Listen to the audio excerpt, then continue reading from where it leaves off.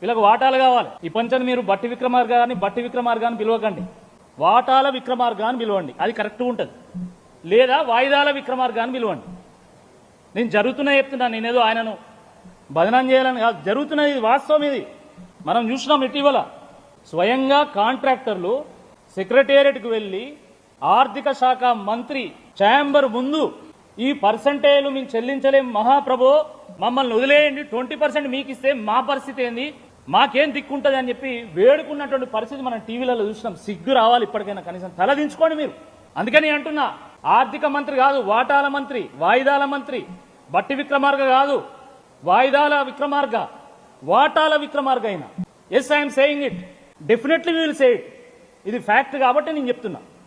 Retirement వాడు పోతే ఆ రిటైర్మెంట్ బెనిఫిట్ కావాలంటే నా డబ్బులు ఇవ్వాలి, ఫీజు రీంబర్స్మెంట్ కోసం పోతే మాకు డబ్బులు ఇవ్వాలి, కాంట్రాక్టర్ పోతే మాకు డబ్బులు ఇవ్వాలి. అసలు ప్రభుత్వం తెచ్చుకున్నది మీకు డబ్బులు ఇవ్వడానిక, ప్రజలు ఏమైనా డబ్బులు తెచ్చుకోవడానిక? దేనికోసం తెచ్చుకున్నారు? మార్పు అంటే ఇదేనా? ప్రజాపాలన అంటే ఇదేనా? ప్రజాపాలన అంటే పర్సంటేజ్ల పాలన, ప్రతీకార పాలన, పైశాచిక పాలన. ప్రభుత్వం ఇప్పటికైనా మొద్దు నిద్ర వీడాలి.